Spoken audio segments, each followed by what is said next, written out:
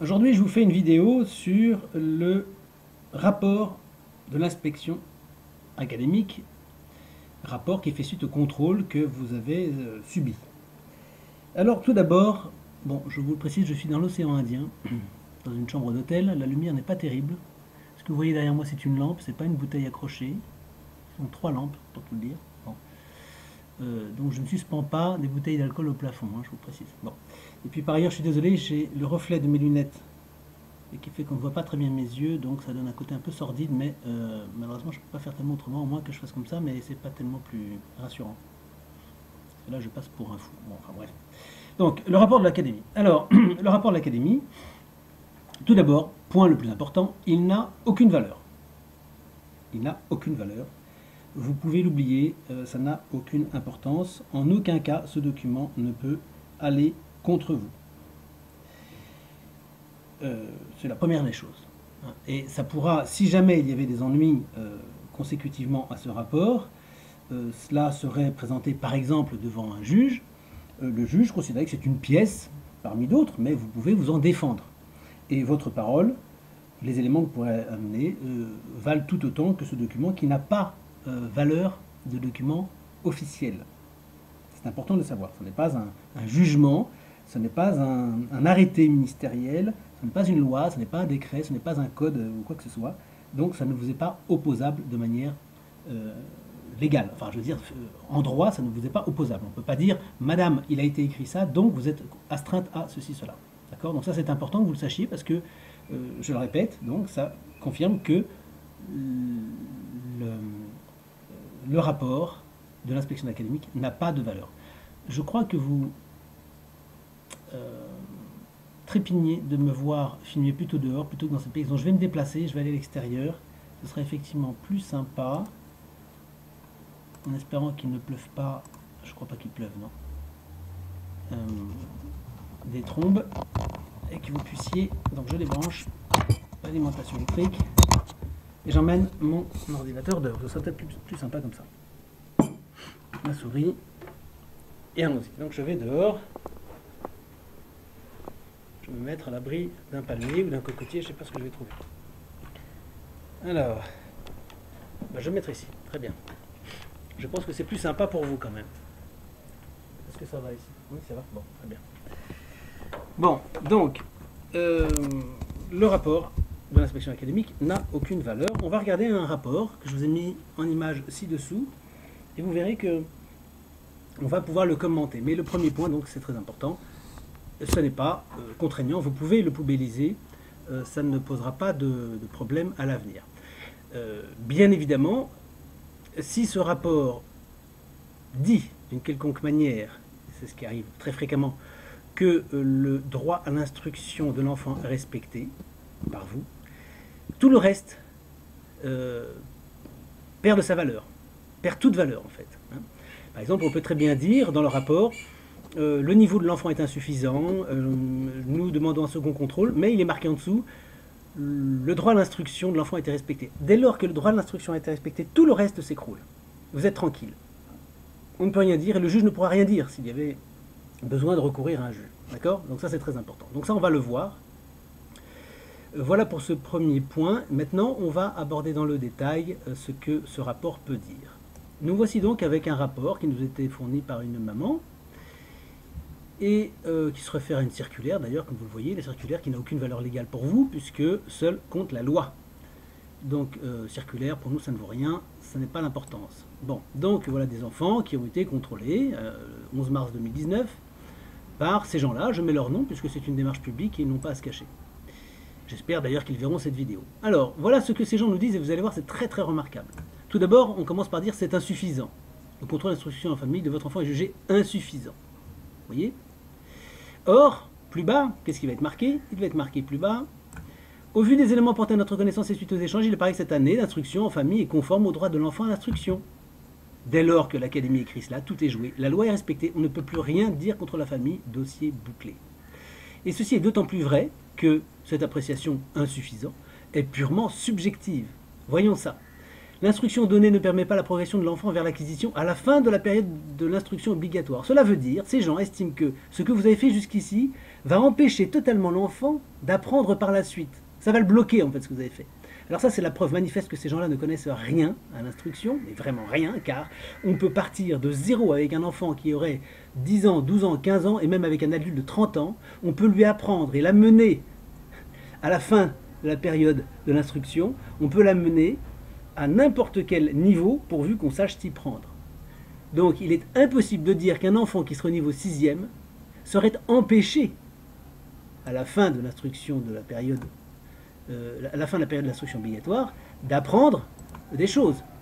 Hein, c'est tout à fait possible. À supposer que cette maman ait été vraiment complètement nulle, eh bien, entre la 6e et l'âge de 16 ans, ou entre le niveau 4e et l'âge de 16 ans, on pourrait très bien atteindre à des niveaux tout à fait corrects. Au moins le niveau qui est réclamé par l'État, à savoir les connaissances fixées soi-disant par l'article D 131.11. Donc vous voyez déjà, je vais revenir là-dessus, mais déjà dans un premier temps on vous dit, l'instruction que vous avez donnée ne permet pas la progression de l'enfant vers l'acquisition. Donc autrement dit, il est complètement bloqué désormais à cause de ce que vous avez fait. Et bien ça c'est une ignorance de ce que c'est que enseigner un enfant, puisque enseigner un enfant ça fait travailler son cerveau, et le cerveau bénéficie de ce qu'on appelle la plasticité, comme vous le savez, ce qui veut dire qu'un cerveau s'adapte aux sollicitations. Et donc on peut parfaitement enseigner un enfant qui sortirait de la jungle par exemple, mais on pourrait parfaitement lui apprendre des choses et l'amener à l'âge de 16 ans à avoir une instruction tout à fait décente, puisque le cerveau va s'adapter aux sollicitations. Donc déjà, là vous avez une phrase qui montre l'ignorance de l'éducation nationale en ces domaines. Ensuite on vous dit, à la fin de la période de l'instruction obligatoire, oui mais ça c'est très amusant, ces gens-là affirment d'avance ce qu'il va se passer. Ils disent qu'à la fin de la période de l'instruction obligatoire, l'enfant n'aura pas ses acquisitions. Qu'en savent-ils? Ils n'en savent rien. La fin de l'instruction obligatoire, c'est 16 ans, hein, en France. Bon, c'est 16 ans. Comment peuvent-ils savoir qu'à 16 ans, cet enfant n'aura pas cette instruction? Ils n'en savent rien. C'est une pure assertion et c'est une pure allégation. D'autant que, comme je viens de le dire, je ne vais pas le répéter 36 fois, tout peut être fait d'ici là, en bien pour l'enfant. Donc c'est une allégation grotesque et totalement ridicule. Bon. Et ensuite, on nous parle des compétences et connaissances fixées par l'article D 131.11. Or, du Code de l'éducation, or, il n'y a aucune connaissance précise ou de connaissance précise fixée par cet article. C'est faux. Le Code de l'éducation renvoie au socle commun. Et le socle commun, c'est ce que j'explique sur le site, et vous pouvez aller voir tout de suite l'article. Le socle commun, je vous mettrai un lien, le socle commun ne dispose aucunement qu'il y ait des savoirs et des connaissances précis. C'est extrêmement vague. Tous les enfants qui sont instruits à la maison atteignent largement le socle commun. Donc dire qu'un enfant n'arrivera pas à 16 ans à atteindre le niveau du socle à 16 ans, c'est une aberration, c'est quelque chose de totalement grotesque et ridicule. Ridicule. C'est vraiment ce qui s'appelle se ridiculiser à bon compte. Bon. Donc, comment je commente? Je commente en disant insuffisant, appréciation purement subjective et non soutenue par la loi, puisque, en outre, le niveau n'est pas décrit par la loi, enfin c'est ce que je viens de vous dire, il n'est pas décrit par la loi, et qui plus est, en aucun cas, la loi ne va dire que vous devez savoir un certain nombre de choses à 16 ans. On ne vous dira pas, par exemple, que vous devez connaître tous les fleuves d'Europe, ou le débit de l'Amazone, ou la vitesse de TGV. Hein, parce que si on faisait ça, si on définissait tous les savoirs obligatoires, on serait dans ce qu'on appelle une dictature. Il ne peut pas y avoir de savoir obligatoire. Une école peut dispenser le programme scolaire qu'elle veut, pourvu que l'enfant sache lire, écrire, compter à la fin de la période considérée. Le programme scolaire, ça peut être n'importe quoi. Vous pouvez très bien davantage axer sur l'histoire de l'Afrique, ou sur l'histoire du pôle Nord, ou sur la mécanique quantique. Vous faites ce que vous voulez quand vous créez un programme. En aucun cas, vous n'êtes obligé de tenir, de suivre le programme de l'éducation nationale. Et d'ailleurs, les inspecteurs le savent parfaitement, puisque quand ils vous écrivent leurs lettres, quand ils ont appris que vous faites l'école à la maison, ils vous disent cette phrase: si vous avez retenu une autre progression que celle prévue par l'éducation nationale, blablabla. Bla bla bla. Donc ils savent très bien qu'il est possible de le faire. Voilà. Donc ça les met en face de leur contradiction. Il est à remarquer que le rectorat croit qu'à terme, l'enfant sera empêché d'atteindre un niveau, donc c'est ce que je vous disais tout d'abord. Cela signifierait que ce qui est fait jusqu'ici empêchera inéluctablement une suite. Il prouve ainsi qu'il ne sait rien de ce que peut être un enseignement véritable. Même si un enseignant a été exécrable, on peut toujours le rattraper, rien n'est irréversible. Et enfin, le Code de l'éducation ne fixe aucune compétence ou connaissance. Ça, c'est un argument à connaître à très bien connaître, car quand un inspecteur vous dira vous n'avez pas le niveau, vous direz mais monsieur, quel niveau? Montrez-moi où est marqué exactement l'ensemble des savoirs à connaître. Et si vous estimez que cela ne relève que de votre appréciation personnelle, c'est-à-dire qu'insuffisant, c'est vous qui décidez que c'est insuffisant, alors je vous dis tout de suite, il n'existe pas dans un pays libre de loi dont l'interprétation puisse être laissée à l'appréciation du fonctionnaire. Ça n'existe pas. Une loi, il faut que ce soit clairement défini et préhensible pour le citoyen, sans quoi on est dans une dictature. Ça aussi, c'est très clair et très net. Alors ensuite, cet inspecteur, enfin ces gens-là, se permettent de dire que le cours choisi par cette famille serait suspect parce qu'il dit des choses qui ne conviendraient pas à ce que ces gens-là croient. Et en particulier, ils mettent en valeur le fait que ce cours ne serait pas évolutionniste. C'est-à-dire qu'ils ne considéraient pas que la théorie de Darwin vaille, et qu'au contraire, peut-être que, d'après ce cours, Dieu aurait créé l'humanité et sa création, la nature, etc. Bon. Alors ça c'est extraordinaire parce que d'abord c'est une violation du droit. On n'a pas à dire à un cours ce qu'il faut penser sur ces sujets. Et ça, c'est le respect fondamental des croyances et de la religion des personnes, des opinions. On n'a pas à imposer, par exemple, quand un individu rentre dans notre pays, on n'a pas à lui dire « Monsieur, vous ne pouvez rentrer que si vous croyez en l'évolution de Darwin ». Sans quoi vous êtes rejeté. Si vous faites ça, c'est une violation du droit et l'État peut être attaqué par cette personne et qui demandera de dommages-intérêts et qui gagnera. Ça, c'est clair et net. On ne peut pas persécuter quelqu'un pour ses croyances, pour ses connaissances. Or là, le fonctionnaire le fait. Il dit ce cours, il est suspect parce qu'il n'enseigne pas notre théorie à nous, qui est la théorie évolutionniste. Et ce qui est le plus cocasse, c'est que la théorie évolutionniste, eh bien Darwin lui-même l'a réfuté très largement, puisqu'on fait dire à Darwin des choses qu'il ne dit pas. Alors déjà que lui, il avait fait une théorie, il a émis une théorie, il n'a pas affirmé les choses, donc c'était une théorie, il savait qu'il y avait des failles, il l'a reconnu lui-même, et il avait des doutes au sujet de ce qu'il disait, mais on a repris cette théorie en affirmant qu'il y avait une évolution, et notamment des choses comme l'être humain descend des animaux, des singes, ou que Lucie est notre ancêtre. Or, on sait très bien aujourd'hui, de manière scientifique, que Lucie n'est pas notre ancêtre, et qu'il n'y a aucun lien entre l'espèce humaine actuellement et les grands singes de la préhistoire. Il n'y a aucun lien avéré. Aucun.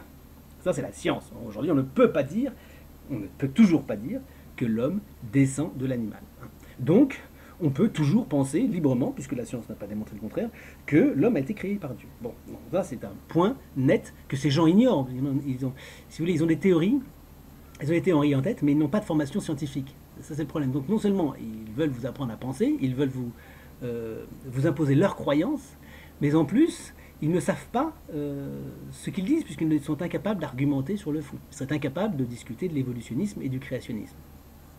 Voilà. Vous voyez, donc, on précise de surcroît que la charte du CEFOP, le cours privé par correspondance auquel a recours la famille, réfute la théorie de l'évolution et affiche des propos créationnistes. D'abord, si on parlait français, réfuter, ça veut dire prouver que la théorie de l'évolution ne vaut pas. S'il a réfuté, ce cours a donc raison. Donc il voulait sans doute dire, ces gens-là, ils voulaient dire conteste la théorie de l'évolution. Parce que si c'est réfuté, encore une fois, la preuve est faite. Nous avons réfuté votre proposition. Elle est réfutée. Bon, là, c'est pas le cas. Pour l'instant, on n'a pas encore réfuté. Moi, il ne me semble pas que le CEFOP fasse une démonstration que la théorie de l'évolution ne vaille pas, quoi qu'on puisse le faire. On peut pour l'instant dire que les théories évolutionnistes ont toutes été mises à bas. Mais ça ne prouve pas encore pour l'instant que l'évolution n'ait pas eu lieu en tout ou partie.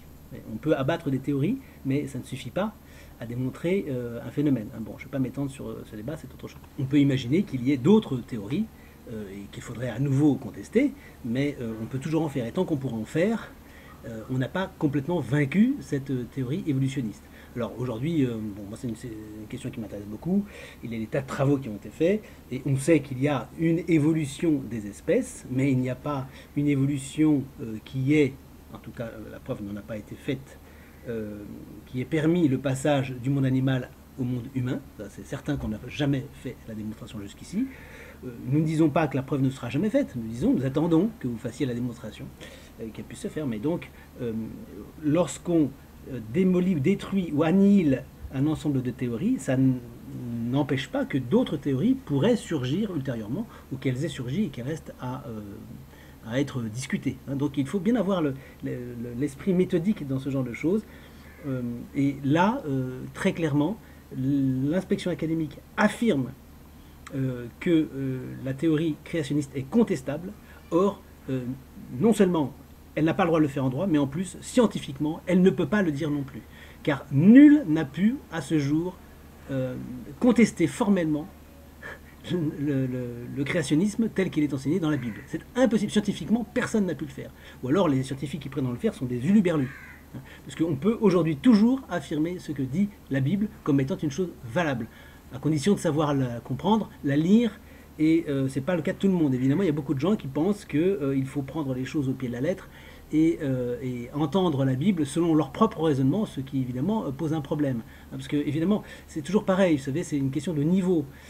Si on présente à quelqu'un qui ne connaît rien la mécanique quantique, il va tout de suite s'écrier en disant que c'est tout à fait ridicule. Oui, sauf qu'il n'a pas les outils de mesure pour en juger, il n'a pas le niveau. Alors si on n'a pas le niveau, on ne peut pas en parler. Mais ces gens-là n'ont pas le niveau pour parler du créationnisme, ils n'ont pas le niveau, et pourtant ils se permettent de se prononcer. Donc légalement, on est hors la loi, déjà, et deuxièmement, on se mêle d'un débat qu'on ne maîtrise pas, et c'est doublement fautif. En tout cas, le fonctionnaire estime que le CEFOP émet des opinions qui ne lui conviennent pas. Et donc, ça, c'est une violation, évidemment, du droit. Bien, j'ajoute, violation du droit, donc, je le précise, violation du droit, le rectorat estime qu'il est une histoire officielle obligatoire, c'est contraire à toutes les dispositions légales, nationales ou internationales, et au droit de l'homme, le droit de dire ce qui doit être enseigné. Totalitarisme caractérisé, il n'est prévu nulle part dans la loi que l'État pourrait définir comment doit être enseignée l'histoire. De même, la théorie évolutionniste, battue en brèche par les scientifiques eux-mêmes, oui, ça c'est ce que je voulais vous dire tout à l'heure, Lucie, découverte par Yves Coppens, eh bien, a été réfutée par Yves Coppens lui-même qui dit effectivement, elle n'est pas l'ancêtre du genre humain. Donc il faudrait peut-être que ces gens-là se tiennent au courant de ce qui se passe. Ça fait quand même très longtemps qu'il l'a dit, ça fait plus de 20 ans. Donc la théorie évolutionniste n'est en aucun cas une histoire obligatoire. J'ajoute ici, tentative de contrôle illégale et attentatoire au droit. Une école est libre de créer le programme scolaire qu'elle veut, n'en déplaise aux fonctionnaires de l'Union européenne, que je considère comme étant soviétique à ce point. Quand on en est arrivé à ce point, on est dans l'Union soviétique et la dictature, hein, bon, ça me paraît très clair. Bon, je passe sur tout ça, les allégations, le cadre d'une véritable démarche scientifique. J'ai dit à cette maman que ces gens sont bien sympathiques, mais c'est quand même pas la République qui a inventé la science. Les démarches scientifiques fondamentales ont été posées par les scientifiques chrétiens d'avant la Révolution.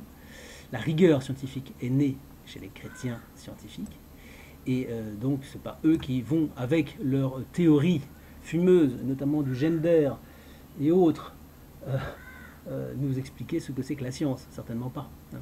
Et il n'y a pas de science officielle. Hein, il n'y a pas de science officielle, ça n'existe pas. Ça. C'est ce que l'Union soviétique a tenté de faire. C'est pour ça que je dis que nous sommes dans l'Union soviétique européenne. Regardez les sites institutionnels et du SCOL notamment. C'est-à-dire qu'en fait, il faudrait,